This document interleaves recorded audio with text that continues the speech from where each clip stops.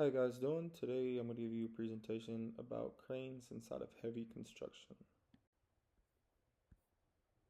A little outline of what we'll be talking about today. I'll give you a quick little introduction. I'll talk about the equipment related to cranes in heavy construction, the cost of said equipment, along with a couple safety tips, the use of it in Texas, and we'll wrap it up with a quick Q&A along with my references. So like I said, in this presentation, I'm going to discuss the use of heavy cranes in construction, the types of cranes I'm going to use, the cost of each, safety, using the equipment, along with the Texas use.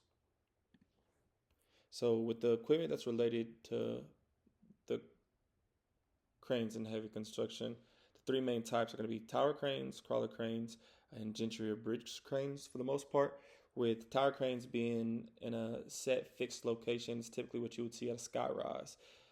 It goes extremely high vertically. It has quite a wingspan, for lack of better terms, and can get things from one side of the site to the other, but its primarily use is its vertical stretch to get things up high. Crawler cranes, however, are used way more in a versatile sense. They're extremely heavy duty and can take being on uneven terrains and surfaces because they have legs that will stick out and they self-stabilize. Gantry cranes or bridge cranes are kind of fixed location things that you'd see kind of in like manufacturing shops or things of that sort, where it kind of has like an A-frame type design where it's picking one thing up and maybe loading it to the back of the truck and coming back, and it's a repetitive process that's not able to really adapt to its environment. The cost of each thing kind of varies based off whether you want to rent or buy it, and the type of crane that it has. Tower cranes are kind of the cheapest. Well, the cheapest for your buck, I guess you could say. To rent them, it's cost about $15,000 a month, and to buy one brand new, it would be right underneath $1 million. Crawlers, due to the capability and versatility, are a lot more expensive. To rent per month, you're looking at around $75,000, and I was not able to find the price of a new one without having to call a dealer. But for a used one, I believe that was made in 2014. The price that I was able to find was $1.25 million. So a new one, I can imagine, is extremely expensive because this one had over 15,000 hours on it.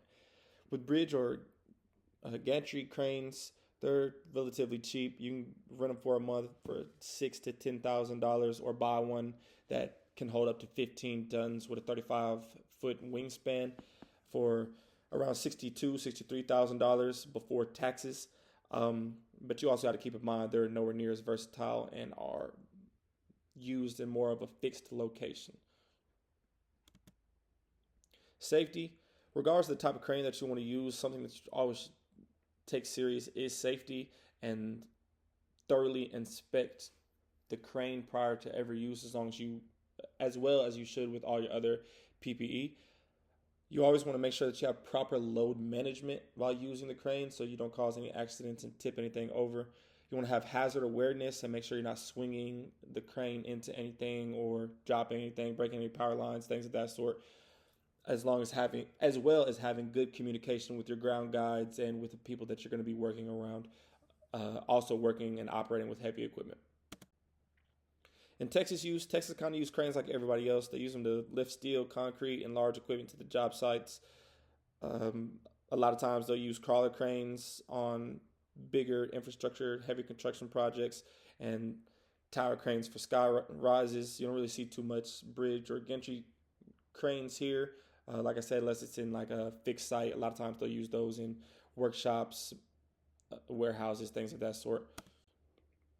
So in conclusion, cranes are kind of used in heavy construction to support the rapid development of the infrastructure projects and upgrades throughout high-rise construction. The cranes are each designed for their own purpose, and they all have their pros and their cons and the situations that they're good for and that they wouldn't be good for. And even though that the cranes are costly, having them on the site definitely accelerates the speed of work and reduces the amount of labor that would be bestowed upon the crew. A little Q&A for you guys would be, what type of cranes are typically used in high-rise construction? That would be a tower crane. The second question would be, what is the first thing that you should do prior to operating a crane? And that would be to thoroughly inspect it for safety and proper use and make sure there's no deficiencies. And the third thing is, why are crawler cranes more versatile than a tower crane? And that would be because they're movable, they have tracks, and they can be stabilized on uneven terrain with the legs that pop out. Here is a more detailed answer for the Q&A for each of the questions, as well as my reference. If you guys have any questions, comments, you're more than welcome to contact me on Canvas or comment underneath the video. Thank you for your time.